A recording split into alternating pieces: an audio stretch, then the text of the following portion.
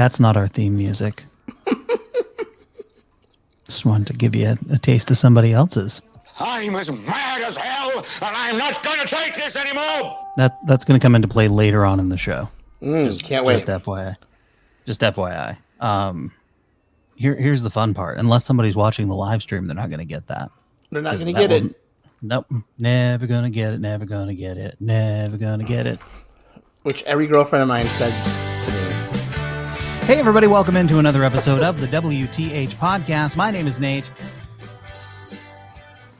Jason is right there. No, I did it wrong. It's there. I did it wrong. I was like, I just point at my microphone. That'll be fine. But it's the other way. And, of course, below us, only on the screen, is Kareem. Hello, Kareem. Hello there, people. All righty. Coming up on the show today, Joe Rogan sort of apologizes. Sort of. D. Snyder has a story about himself and a chainsaw. And oh yeah, talk to one lady at a Trump rally. That's all you need to hear. And we unveil a new feature called Outrage of the Week from our friends at Fox News this time. Nice. Although it's all over I like the place. that. Yeah. So Outrage of the Week is the thing. Before we get to all of that, hello, and it's debuting, I believe, tonight on Showtime. We need to talk about Cosby. Child of Bill Cosby. I'm a black man, stand-up comic, born in the 70s. Bill Cosby had been one of my heroes.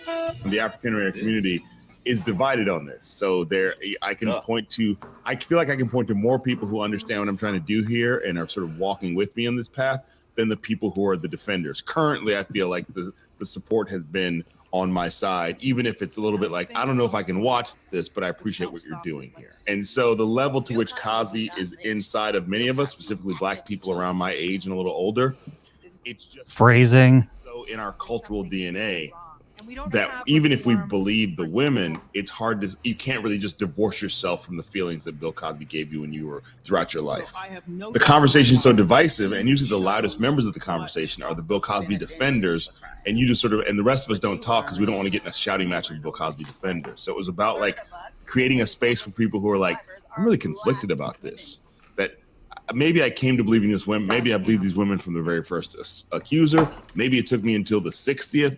But I'm also still conflicted about how I feel about about the fact that I looked up to or still am inspired by Bill Cosby, or feel like my career is currently in the place it is in some part because of Bill Cosby. W. Kamau Bell. We need to talk about Cosby. I'm very interested in watching this just because I think it's an interesting conversation to have. I saw W. Kamau Bell on The Daily Show talking about it and everything that went into it. And it's not a fun project for him, but he did it. And now it's coming out. So, Kareem, do you have any thoughts on we need to talk about Cosby? Oh, man. So the question is, do we need to talk about Cosby? So that was one part of the question.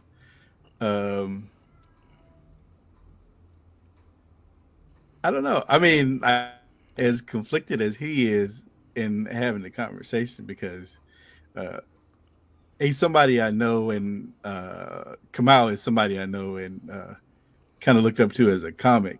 And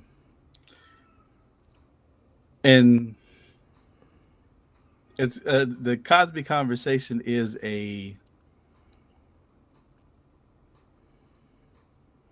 it's a conversation that I guess is one of those conversations that black people don't want to have in front of company.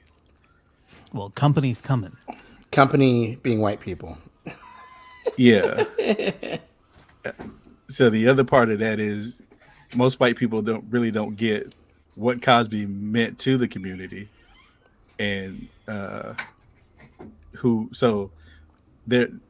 tend to downplay they tend to downplay his accomplishments at this point and his relevancy to the black community. And I think that's one of the things that is part of this story that's being told is all of these good things against all of the bad things, and what does that mean? And again, it's a conversation that, like I said, it's a conversation that, like I said, most of the time we would rather not have in front of company because the level of white empathy is borderline 0 to 2. Yeah, it's tough. I wanna watch it because I wanna understand more. I've found out some things in the past couple of days just from seeing things about this. I was not aware that Bill Cosby is the one responsible for there being African American stunt people. That before Bill Cosby came out and said, "Hey, we can't just have white stuntmen doing stunts in blackface," that's what was happening. And he held enough clout to be able to get African Americans in as stuntmen working on Hollywood productions. There's a ton of things like that Bill Cosby is responsible for. Well, and they're important to talk about, I think. Well, when we were talking about Sidney Poitier when he passed, and the classic movies that they were in together, that are like a staple of the black community, like you guys were like totally clueless to those movies. Yeah, absolutely. And so that's another reason why, again, it's like having this conversation in front of company. True, but I will. Here's the thing about Bill Cosby, though. In the 80s, Bill Cosby was so popular that he crossed that line. He became the guy that everybody watched. It wasn't just so like those movies with Sidney Poitier. Those were movies that were big in the black community, and not in the mainstream. The Cosby Show was the #1 show on television for years and years. So at that point, Bill Cosby became of interest to a much greater audience. Right. And I understand that. And that audience was quick to pretty much throw away his legacy with everything that's come out. And it's a conversation that I don't feel I need to have with white people. Or that include white people in. Well, I was gonna say that's, I think, isn't that important for white people to hear or see like that? You know what I mean? Like to become more empathetic and become like more understanding of what's going on. No, because at this point we don't give a shit. Yeah, but we, like, people like Nate and I need to convince other people that are like us, you know, and if nobody wants to talk, if the only people who are going to talk to them about race or like the issues that go along in race are other white people, like they need to be able to see some part of the conversation. Because here's the thing: a lot of people I think my age that don't understand that they're racist. You know, it's because they grew up with Cosby and they don't understand anything about his legacy. You know what I mean? And what he meant to the black community. And those people need to. So I think that it's a good way to bridge that in a way for some white people to understand that, like, oh shit, we're not that far back from where things are really horrible. Still, even that, and being able to relate it to a person that they can see. You know what I mean? I don't know. I mean, I get it, but like I said, and I think that's really most anybody who has any kind of blowback with him about the special. That's kind of really what it is that we don't feel like we need to be having this conversation in front of y'all. He did say the number of people that declined to be part of the documentary was tremendously larger than the people that would agree to be on it. And when he was on the Daily Show, Trevor Noah said, you had asked me and I turned you down, but I turned you down because I didn't feel like I had anything to add, because growing up in South Africa, Bill Cosby wasn't really that big of a cultural touchstone for us because I didn't feel like I had anything to add. And Kamau was like, well, thank you for outing yourself because other than Hannibal Buress, I haven't mentioned the name of anybody who refused to be in it. Yeah, I mean, yeah, I saw that interview, and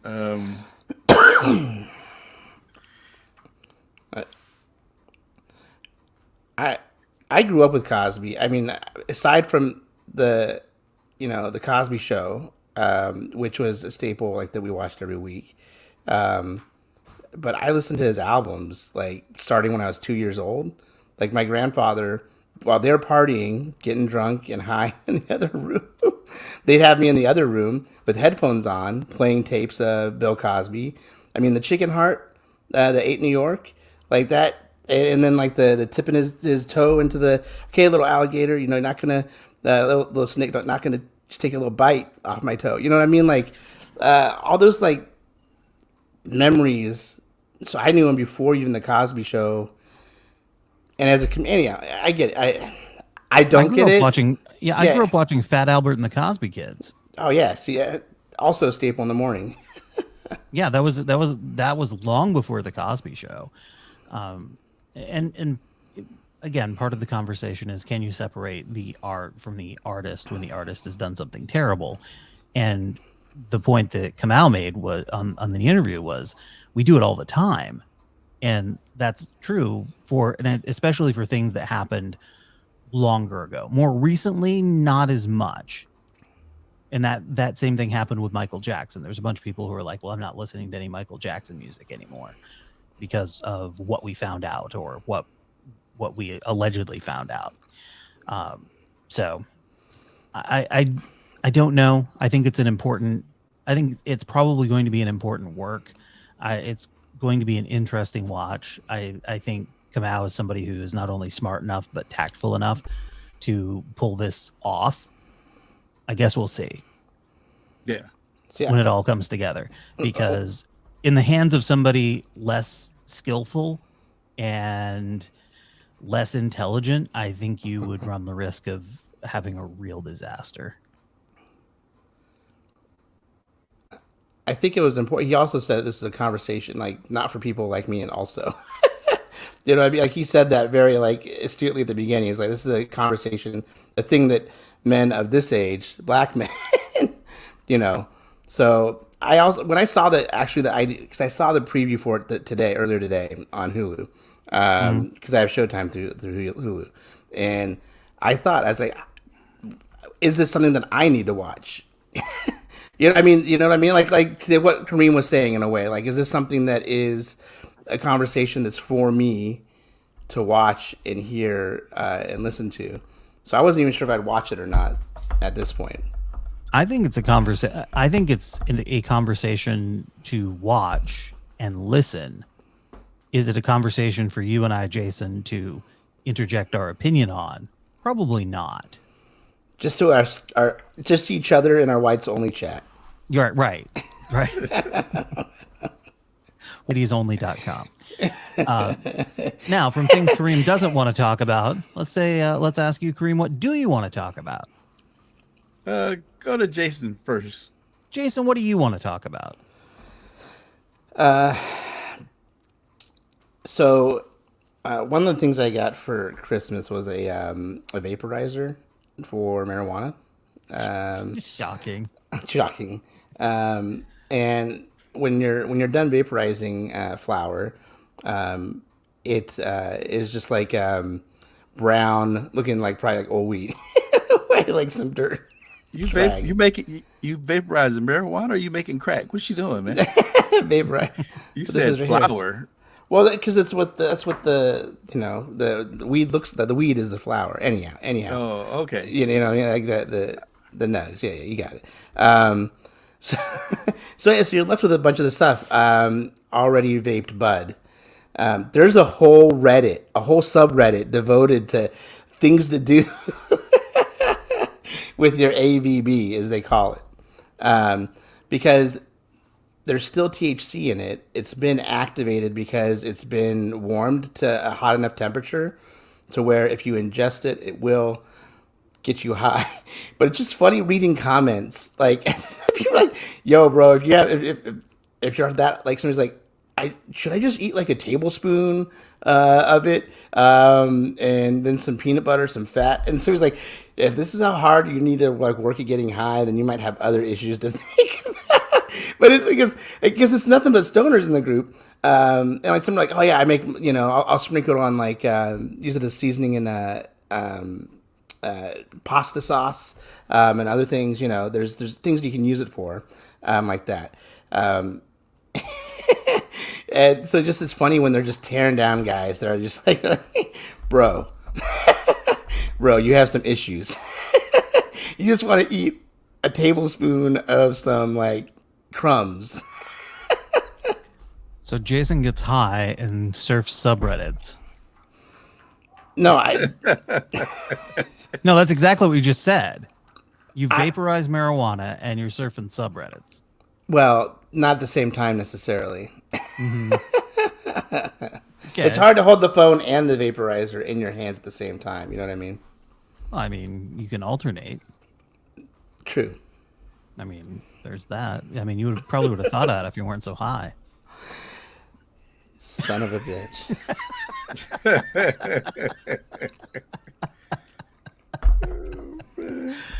No, that's good stuff. I love it when stoners turn on each other. Yeah, no, it's just fun. It's fucking ridiculous. It's just funny seeing I like it anytime, like people that are like on the same like road together, like that are like brothers in arms in a way, like call out people that are idiots in the or like have issues, like Absolutely. I mean, it happens in Reddit all the time anyway. Like people are like, just search through, like, yo, did you even try searching through the Reddit yet? Like, have you even searched through the page? Why are you asking this question for the 40th time? Or you could type it into Google and get the answer. Yeah. That's the most maddening thing when people start throwing that into Facebook chats or writing Facebook notes. Like, how come? What is this? And it's like, how about you Google it? How about you find out, bitch? How about you ask Jeeves, bitch? Yeah. How about you go to stuff you want to know, motherfucker? How about you go to altavista.com and see if it's still there and do a search? Why don't you go to Netscape, motherfucker? Load up your Netscape browser. Go to altavista.com and punch in that search, motherfucker. So in about 15 minutes, let us know what you find. Kareem, now do you have something you'd like to talk about? No, I'll let you go. Oh, yes, Kareem doesn't have anything. He wants to go last. I see. We went to the zoo this weekend. We became members, which membership does have its privileges. I thought you were already a member. Jason was already a member. Yeah. Jason, we need to re-up. So we did the membership, and we went out there, and not only do they have the live animals, they've got the dinosaur exhibit going on right now. Mm-hmm. Nice. Thanks to my phone company, T-Mobile, responsible for your dinosaurs. And the dinosaurs were really cool, big, looked good, looked new and shiny. Unlike the drive-through dinosaur thing that we did at the mall parking lot in Citrus Heights the weekend before, where they were sad and had holes in them and didn't really work. Some of them were missing an eye. We saw that one. Sunrise Mall. Sunrise Mall. We saw that one in Rancho Cordova last year. Here's the thing. Sam loved it. She absolutely loved it. It was overpriced for its broken downness.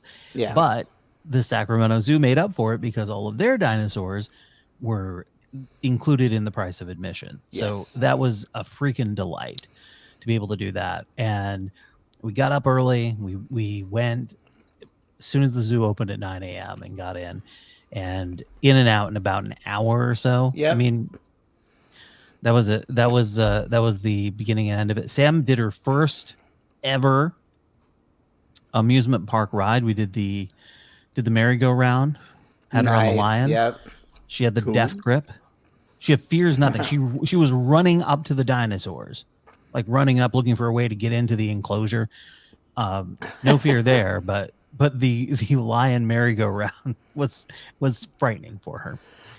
But CJ had a hard time with the dinosaurs once they started roaring. When she got closer to it and you heard the noises that they're making, because I don't know if they make noises now. Yes. Yeah, yes, they do. that's where she got scared. There is a notice. There's a notice when you book your tickets that the dinosaurs do move and they do make noises. Yeah, They're not like super loud where it would Right. frighten an older kid, but a younger kid might be like, if they're not expecting it, would be weird. yeah. She's like 3. She was 3 and she ran right up to it. Yeah. Like So I mean, ultimately, the Sacramento Zoo, a lot of fun. It's a short trip, and a membership makes more sense because once you go, I think for 3 us, times. once we go another time, it will pay for itself. it's a great way to spend 2 hours, like an hour and a half, like just to go for a walk and get the Yeah. kids out to do something. Like that and Fairy Tale Town are pretty good adventures for a couple hours. Yeah. So had a fun little outing with the family. Now, Kareem, do you have something you'd like to talk about?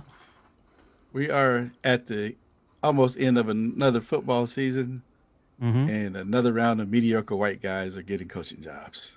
Oh, you mean the Raiders? Yes. Yeah, the Raiders announced their new head coach. He's been a head coach before. And the general manager, who also came from New England. And Okay. I'm still trying to figure out. Now, everybody knows that Bill Belichick runs New England pretty much the whole thing. Mm-hmm. So the only person who's had any success, or 2 people that have really had success since they've left him, have been Brian Flores and Mike Vrabel. Mike Vrabel, yep. Everybody else has been shit. Mm-hmm. And from general managers to coaches. The Houston Texans organization is in a debacle right now because of that. people who came from New England. Right. The Raiders just hired their general manager who was in charge of their scouting. You know why New England was better this year, besides the fact that that quarterback fell into their laps? Is that they went out and signed players that other teams had drafted. Right. Which is what they had historically done to be successful. Yeah. They have not been. You're going to go hire the GM of the team who was so bad that the best quarterback in the history of the NFL left it. Yep. You hired that dude. You gave that dude. You put that dude in charge of putting your franchise together. Raiders gonna Raider, my man. Raiders gonna Raider. But I'm just saying, you put the dude who put together the roster that was so bad that Tom Brady left New England. You made that man the person in charge of your franchise. Yep. Sure. Think about that. Oh, And yeah. and Josh McDaniels. Yikes. So Yikes. he was a horrible coach in Denver. The only saving grace was they did beat my Steelers in one play in overtime in the playoffs. Yeah. I mean, Belichick was a terrible coach in Cleveland, though. Yeah, he was. Yeah. But he ended up with a couple more stops before he got a head coaching job.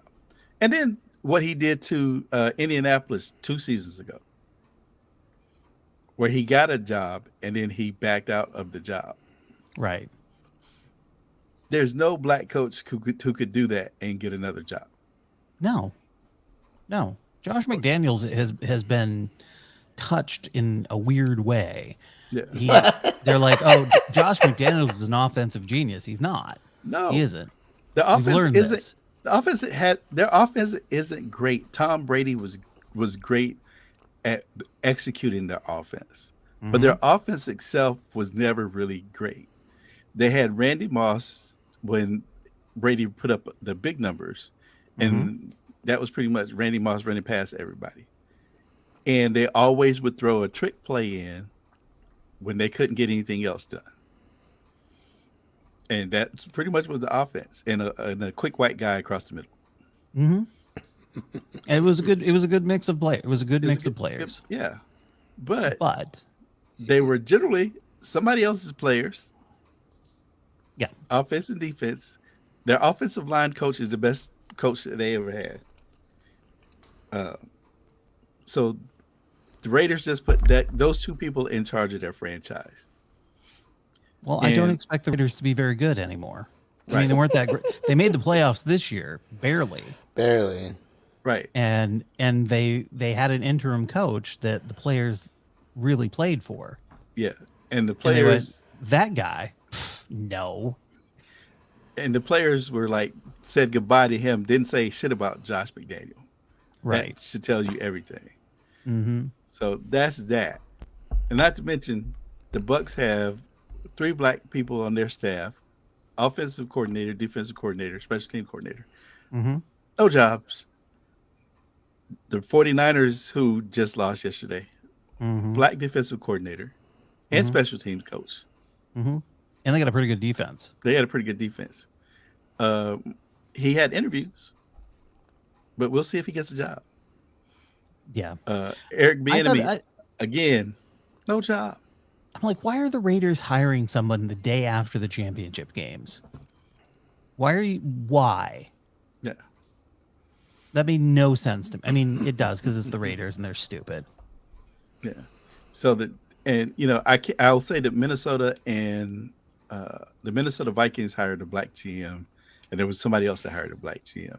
So give those 2 teams props. But again, they hired possibly 2 mediocre white dudes again too. So we'll see.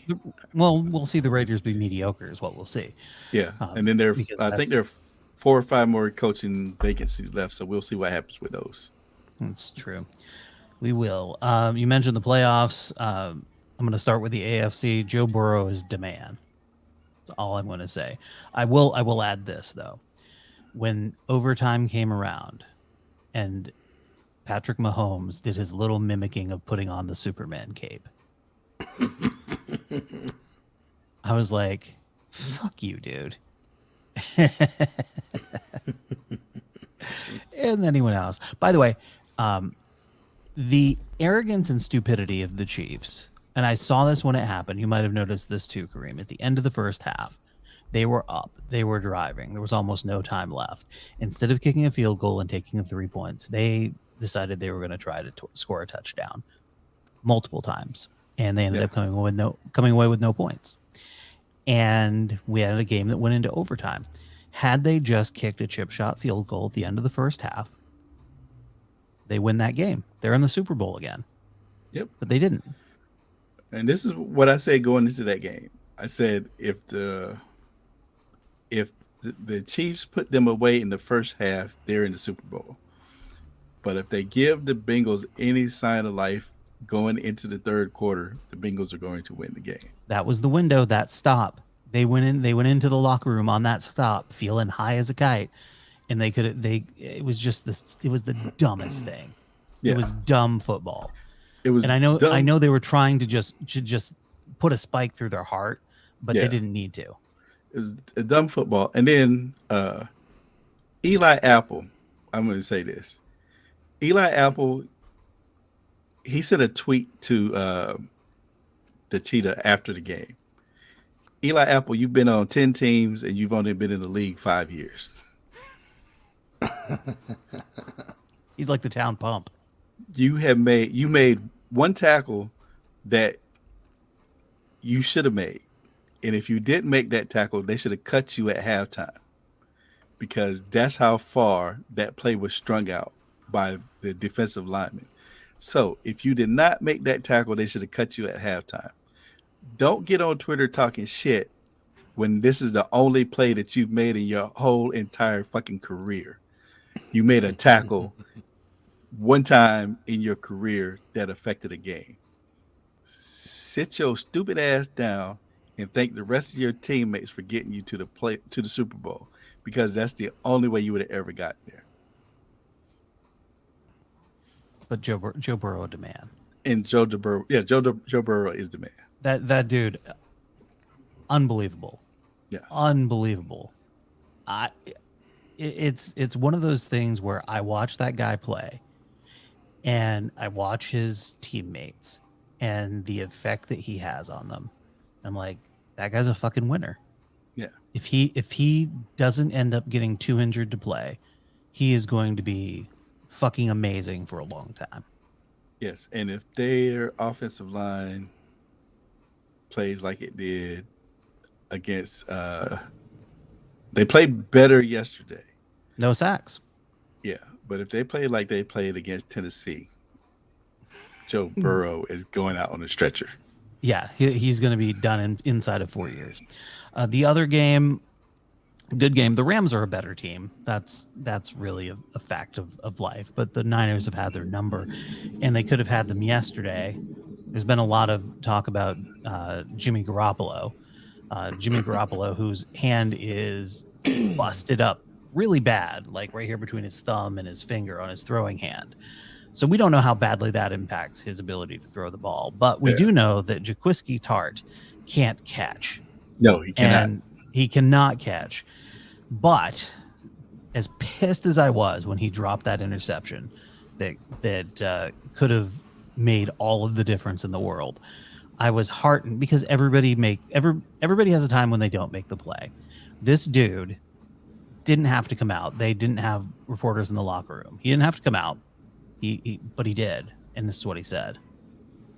First off, I just want to take my hat off to the Rams. They did an excellent job tonight, and they won when it mattered the most. And I mean, for me, it's tough, but it's a moment a lot of athletes I know dream of, just being in this moment. Tie ball game, you can make that game-changing play, and for me, that's something I was thinking about all week. I know I can make that play, and when the play came up, I ain't make it. And I know that was a big play of the game, a big opportunity for me and for the team. And as a player, I mean, I just feel like I let my brothers down. But I mean, for us, we didn't play how we needed to play. We left a lot of fields on the play, and obviously my play was a crucial one that I left on the field. And I really wish I can have it back, but I mean, at the end of the day, like I said, take your head off for the Rams, and they came in. So you gotta like that. Didn't make excuses. Stood up, said, "I didn't make the play. I wish I could have made the play. I didn't make the play." Ronnie Lott came out on Twitter and said something to the effect of, the Niners need to hold their head high. Everybody doesn't make a play every now and then. Everybody. That's Ronnie Lott. One of the toughest guys to ever play. Dude who made tons of plays. Obviously remembers probably the few he didn't make.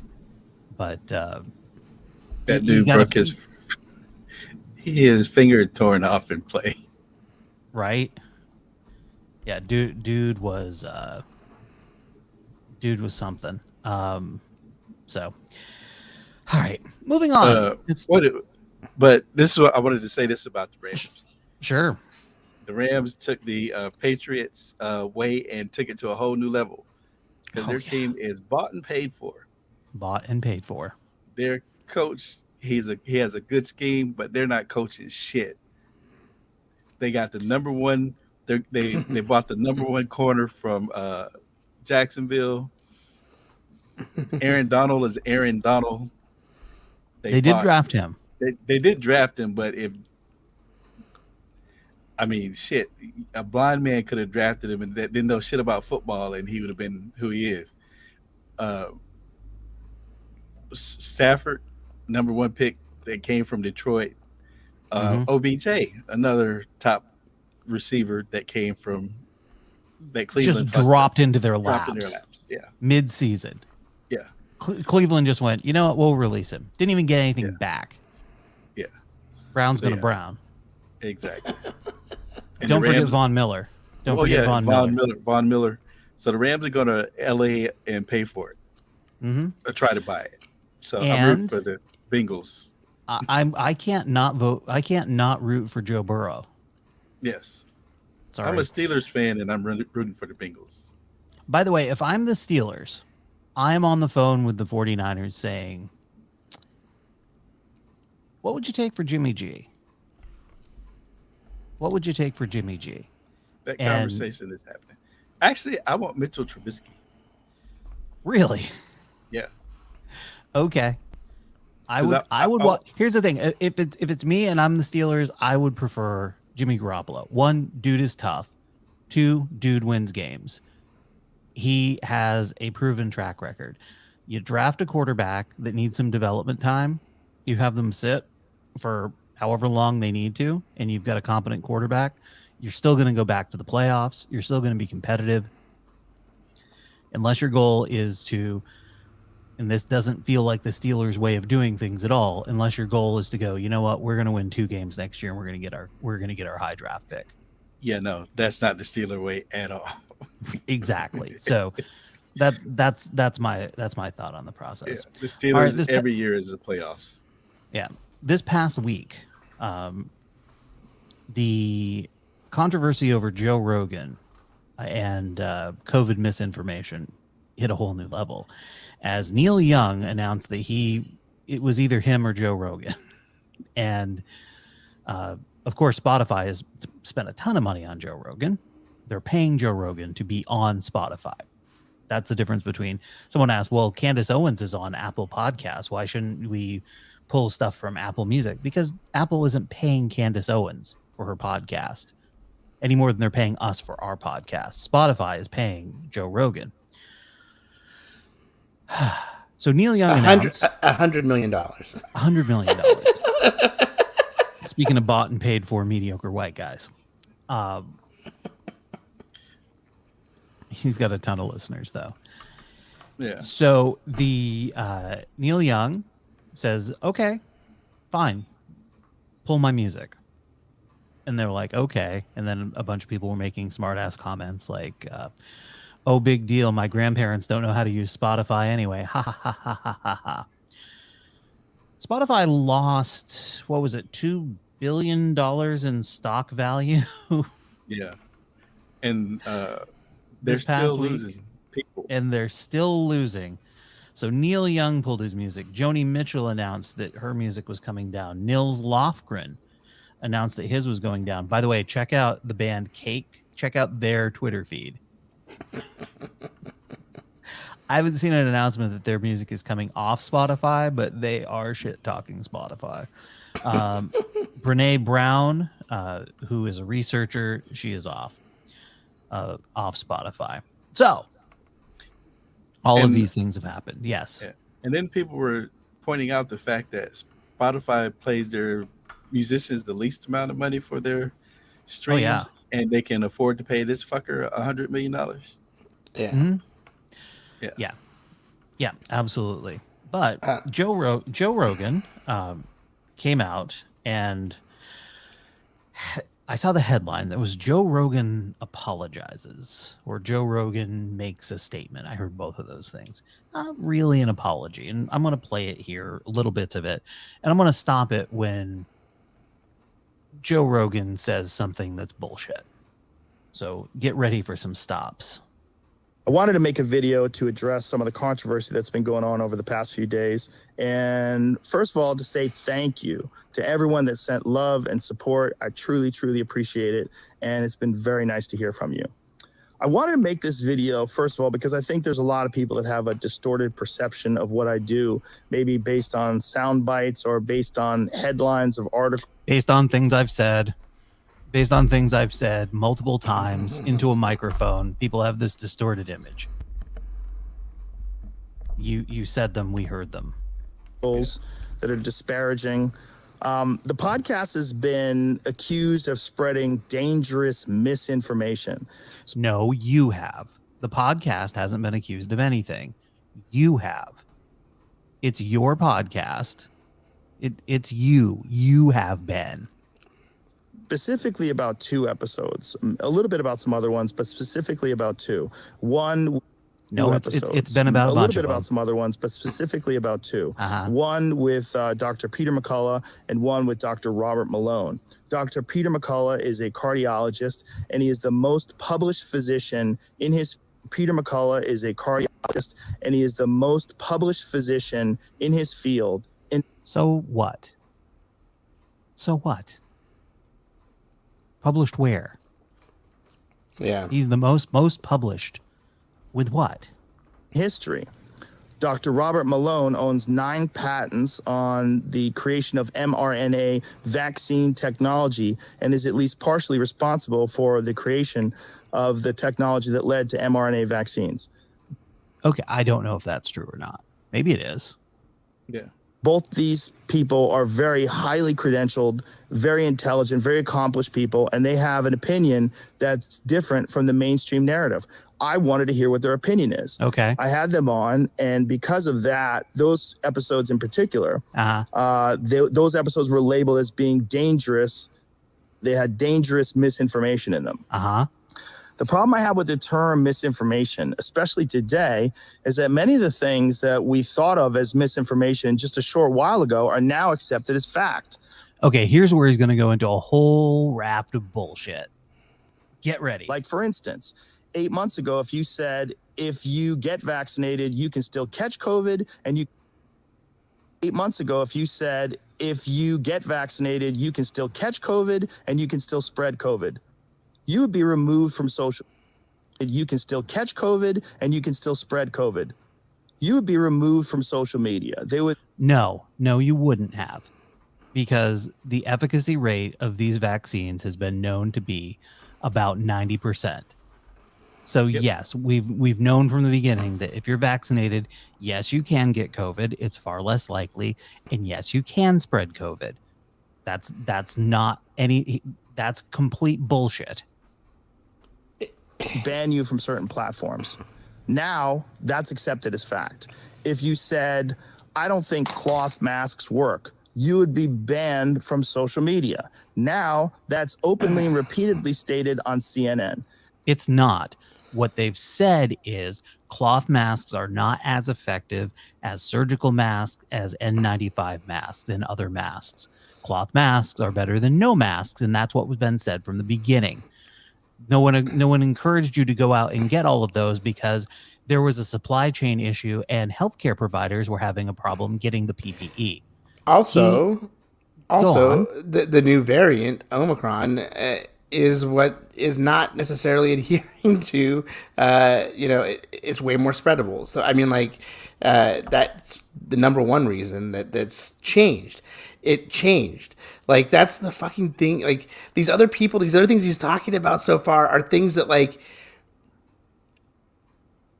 it's fucking, people were saying that they, the vaccines, you shouldn't take them, they didn't work, things of that nature. They weren't saying that, when somebody said that you could still get it, and, they were talking in a whole different term of shit. You know what I mean? Fucking, oh my God. So fucking ridiculous. It's so ridiculous. All right, let's keep going. If you said, I think it's possible that COVID-19 came from a lab, you'd be banned from many social media platforms. Now that's on the cover of Newsweek. That's not the case. Possible. If you would have said it's possible, then you would have been fine. It's the people that said it definitely came from a lab when people weren't 100% sure. Yeah, and that's not what the reference was. The reference is the people who were coming out and saying it was a plot, that it was man-made in a lab as a weapon, and yeah. All of those theories that at one point in time were banned were openly discussed by those 2 men that I had on my podcast that have been accused of dangerous misinformation. One of them also said that the Bible was the first written book that was ever written. That was the first book that was ever written. Yeah. One of those guys said that on the fucking podcast the other day. Seriously. And everything spring. I was like, what are you fucking talking about, dude? If you want to talk about the printing press, that's one thing. But there's been written scrolls and books of information for thousands of years. Yeah, we're gonna move on from Joe Rogan for now. So clearly not. No. Oh, go ahead. Before we move on from Joe Rogan, I have something to say about Joe Rogan. Please. And Peter, is a big fan. What's his name? Peter's fucking what's his name? But fuck him and his obtuse ass. Because here's the deal. This is what he does, and because he did this shit last week when they were talking about race. Fuck that guy. So he makes an obtuse comment like, I don't understand why they're black anyway, because they're only the people from the darkest recess of Africa who've never had to wear clothes are black, should be considered black. Yeah. When you're talking to a white dude. Yeah. Jordan Peters. He's having a conversation like wow, man. So fuck that guy. And as Trevor pointed out, we didn't come up with the idea of calling ourselves black. You motherfuckers came up with that shit. And it wasn't just I mean, yeah, that's where the shit comes from. And you know that's where the shit comes from. But you're gonna pretend like you don't fucking know, and like you're like, yeah. So, hey, listen, the Native Americans didn't call us pale. They didn't call us white. They called us pale face. Right. So what's your problem is you have a 3-hour podcast that you don't know. You can't keep. Nobody should have a fucking 3-hour podcast that you talk about shit for 3 hours every day. Shouldn't exist. Because you're not that fucking interesting for 3 hours every day. None of us are. Well, here's what made Joe Rogan big was the clips on YouTube. Those same clips that he was complaining about being taken out of context that are released by JRE. By the way, that's Joe Rogan Entertainment, in case you're wondering. He's the one who releases them. It's his shit. So that's the way most people consume Joe Rogan. I don't know very many people who sit down and listen to 3 hours of Joe Rogan. I know there are some. Yeah. But holy shit. So you need to fill 3 hours worth of time every day. So you got to say bullshit to fill that time. Hey, you can talk all the bullshit that you want about shit that doesn't matter. I don't give a fuck. Mm-hmm. But when you start talking about shit that affects people's lives, that could bring life or death to people, then you need to fucking know what you're talking about. You need to research your shit before you get up there and bring some asshole because you want to have a controversial opinion on the fucking show. He's had those two guys on for like each guy was on like for 3 like the whole episodes, right? Those two guys were on for the whole episodes. Yeah. He had Sanjay Gupta on for like an hour of that. Yeah. I mean, and how many those two scientists that he's talking about? What percentage of them compared to other scientists, doctors that are out there? Like he's talking to the 2%, like the 2% that don't believe. Like, what about those other people? Like, where's that conversation then? Like, you can't say that you're fucking dick, fucking a douchebag. Yeah, and I don't mind you necessarily having Jordan Peters on the show, but here's the deal: talk to Jordan Peterson about shit that Jordan Peterson's a specialist on. Don't talk to him about other shit that he doesn't know what he's talking about. All right, we're talking about COVID. Sad news out of Washington State. Retired Trooper Robert LeMay passed away. The Washington State Police put out this report. I'm deeply saddened by the news of our former friend and colleague, Trooper Robert LeMay, has passed away. The agency's prayers and remembrances are with his family and loved ones. Rob served honorably for over 2 decades, and we were disappointed to see him leave the agency this past October. His service to this state and agency will be long remembered and appreciated. Let us now remember our old friend, support his family and loved ones, and give thanks for his service, and resolve to meet the challenges ahead with continuing duty, dignity, and respect. He's the one who famously quit over vaccine mandates, saying in a viral video, in his last Washington State Police radio transmission that, quote, Governor Inslee can kiss my ass. He was 50. Oops. Yeah.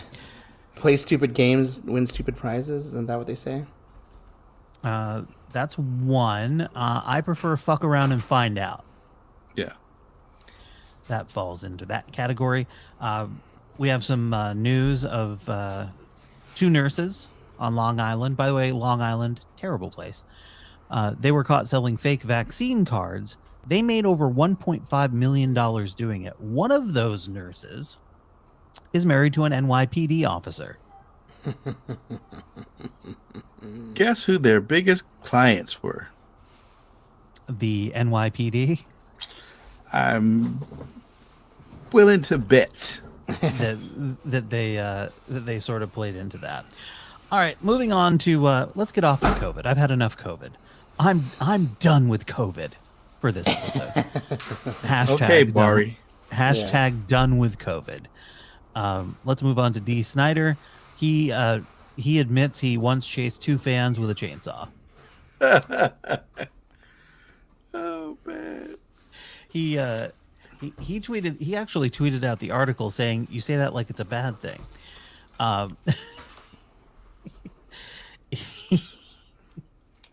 He wrote, "If a fan gains access to a celebrity's personal contact info, it's okay to."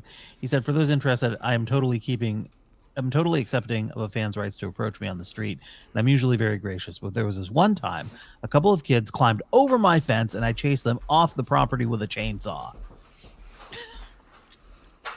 Perfectly acceptable. Right? At least they didn't shoot him. Albert Bill. Formerly of the Indians, yes. Yes. Similar thing. Some kids egged his house and he chased them down with a car. I remember that. They fucked around and found out. Exactly. They did. Moving on, there was a Trump rally. Am I interested in what Trump had to say? No, I'm not. Thank goodness. I mean, he did admit to committing sedition, and all of that. But yeah, it's for another show, and not for us. I'm more interested in this lady and her theories. Why are you here supporting Trump? What's your motivation? He's our real president. Thank you very much. And what are you basing that on? The fact that the election was stolen and he's our real president. Biden is fake, and the real Biden was assassinated in 2019, March of 2019. So tell me that. Hold on. So please remember that. She has now said the real Biden was assassinated at Gitmo in 2019. Keep that in your thoughts.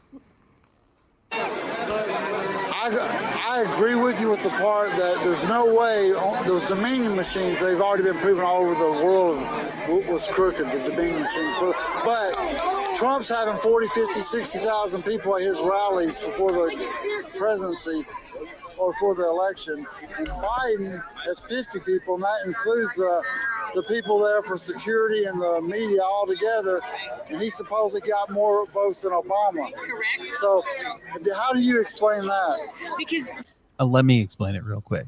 Rallies don't mean shit in terms of votes. Also, we are in the middle of a pandemic. Yeah, and Joe Biden had limited attendance.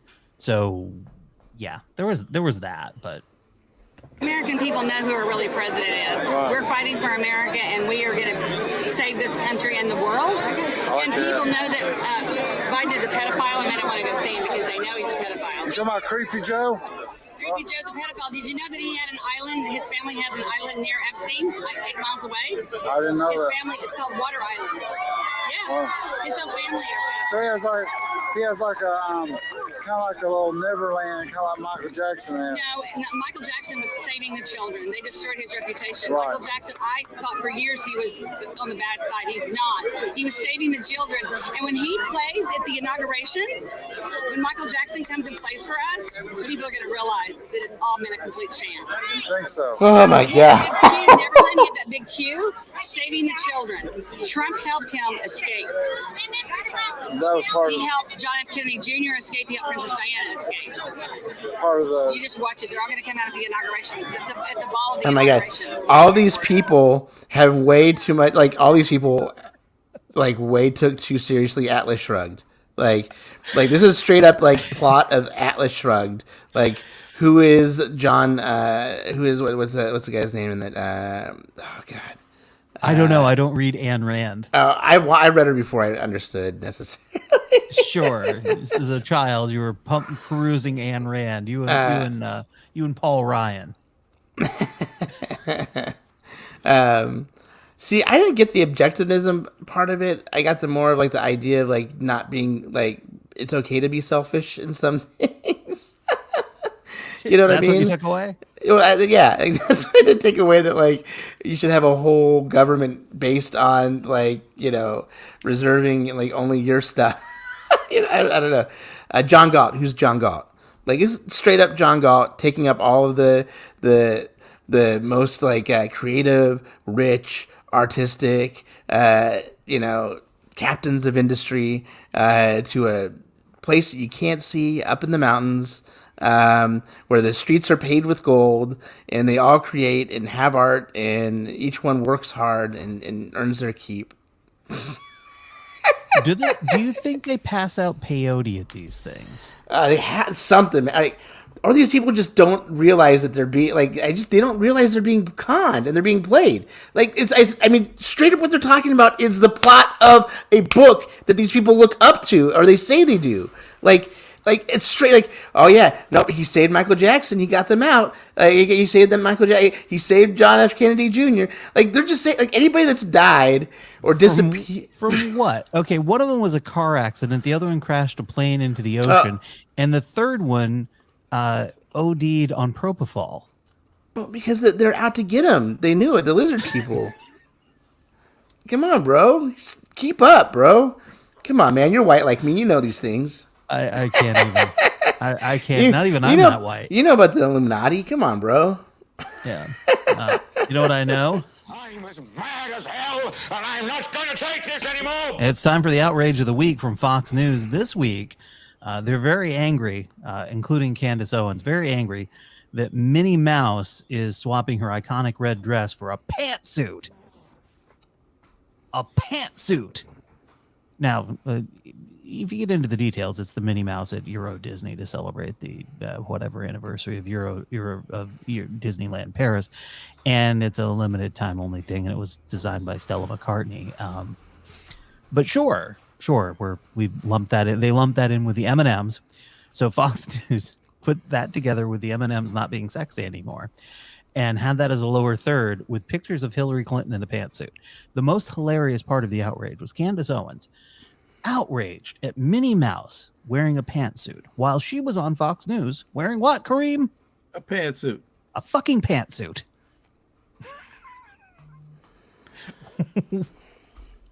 I'm as mad as hell, and I'm not going to take this anymore. And not one person like would see the hypocrisy like of their fans. Like they would not. None of them would see the hip. Like, well, no, but Minnie's always worn a dress. It's like, have you ever watched like? First of all, the current Mickey Mouse Clubhouse. Like, have you watched it? Because I've watched it, and she wears a lot of different things. She doesn't just have the one outfit. No, she wears a race outfit sometimes. She'll wear a painting overalls sometimes. Like, if you are watching what Minnie Mouse is wearing that closely, you have an issue, not whoever changed her pantsuit. Here's the issue. They're stoking a culture war. That's one. But two, there were some revelations that came out from the January 6th investigation that's going on. And whenever that happens, they have to fill with something because they don't have any actual news to talk about. And they need to get people stoked up about something stupid. So they do. That's just what they do. I saw this randomly showed up in my Twitter feed. Someone, comedian Jay Jordan at Jay Jordan, tweeted this article about Nick Cannon. I think I saw this. So Nick Cannon sees sex toys as competition and explains why being the sole poon pleaser is important to him.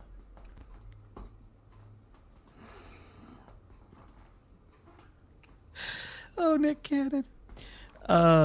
Anyway, he got seriously candid on a recent episode of his own show regarding his insecurities when it comes to his sexual partners using toys. The 41-year-old Nick is usually all jokes, but he got serious as he explained his sex toy reservations during the Nick Cannon Show segment called The Man Panel, where panelists Mike the Situation Sorrentino, Dr. Ish Major, Chad Moore, and Rip Michaels listened as he explained why he deems sex toys as his competition.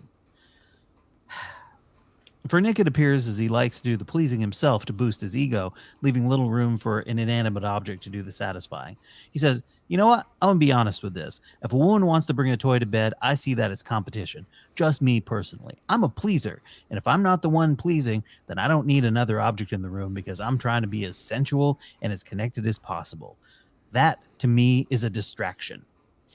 He adds a little later, and I'm open to all types of things, but it's just something that's going to bring you pleasure beyond what I can do. Again, maybe it's an insecurity, but I don't want no competition. No, it is. It's an insecurity. Yeah. We can go ahead and tell you, Nick. It's an insecurity. Yeah, it's an insecurity, bro. So, it absolutely is. But what killed me, even white boys got to shout. It's an insecurity. What killed me, and I have to shout out Jay Jordan, at Jay Jordan tweets this and says, "You don't have to be the John Henry of Dick. I'm not fighting against the steam engine." No.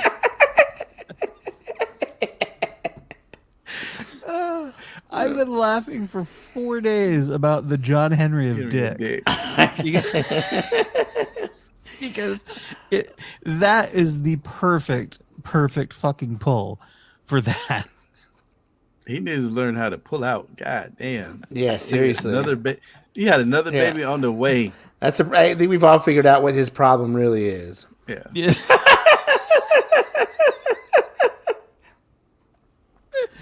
We really have. All right. Well, I'm glad we're coming to an end on a happy note. We're going to end with some happy news. Let's leave the hustle and bustle for small town news. Here's the headline. Despite bitter cold, Newport's first hot cocoa Saturday, a success. Yes! That's right. Newport's first hot cocoa Saturday kicked off over the weekend last week. Mm-hmm. And despite the cold weather, organizers say the new winter event is off to a great start. Local businesses offered numerous activities for visitors downtown on Saturday, including free pool at the warehouse, mini Reiki and face painting at Maine Tattoo, and around the world sound and bath with guided meditation at Inspired Yoga. Though the temperature was near zero, downtown businesses reported having a day of activities and specials planned was enough to encourage people to come out. Rad Rags reported that the store was busy all day long. And Michelle Ricciardi, the co-owner of Lago and the warehouse, said they were so pleased they'll be offering free pool all day long for the next one. In February, Hot Cocoa Saturday will coincide with the Winter Festival, sponsored by the city of Newport. By the way, let me just say this. Normally, there's literally nothing going on there, so this does not surprise me. Who the fuck is leaving their house in minus degrees?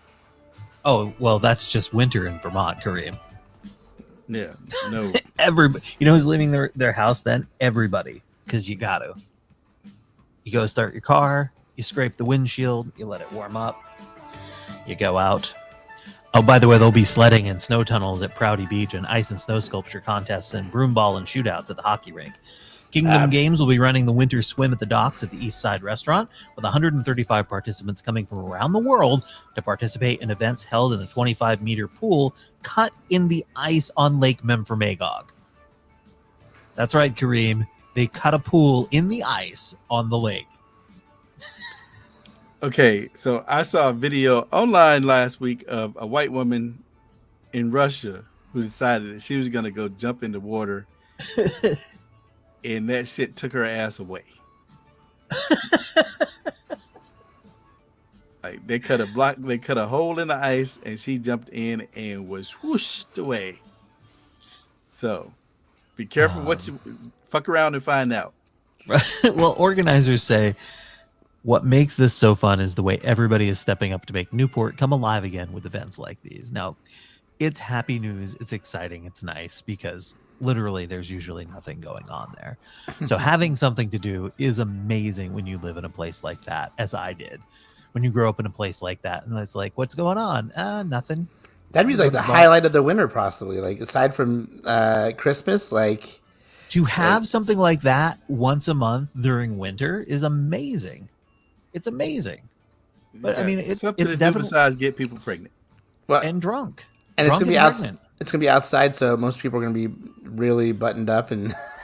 Well, and for the business, it's nice for the businesses because you actually get foot traffic because people need to come inside and warm up. So it's genius. There you go. All right. Before we go, any words of wisdom, Jason? Just remember, if you play stupid games, you get stupid prizes. Kareem. Love you, folks. If you got something to say to somebody, say it today because you don't know if they're going to be here tomorrow. Say it to their face. That's right. I mean, especially if it's something nice. I just have an announcement. The week of President's Day, February 21st. No show that week. Jason is going to be on vacation, as will I. So, as will I. There we go. We're all look at that. All of us had this. Great minds think alike. Well, thankfully, Kareem is sitting in for me at Darling New Media the 19th, so that I can head out. And very excited to have some time away. The week after, we'll have wonderful stories about Hawaii and my first experience at a Verbo. Ooh. Who's going to Hawaii? Jason. Fucker. Is going to Hawaii. Yeah. He wanted to go to Hawaii. Yay. Well, honestly, it was like we were talking with EJ and Trisha. And it just kind of came up. So, which island? Kauai, baby. Oh, you really are a fucker. Oh yeah. I hate you so much right now. I mean, all right. We almost can't put on where we're staying. We're staying in a place called the Waimea Plantation. So. And a plantation, no less. Yeah, on a plantation. Oh boy. Yeah, all right, everybody. I really hate you. Yeah. We're gonna let that hate simmer for a week. We'll be back next week with a fresh new episode of the WTH podcast. Until then, we love you, and please, for the love of God, don't be an asshole. See you next time. Where's my mouse? I need to click off of this thing. There it is. Oh, found it. Bye, everybody.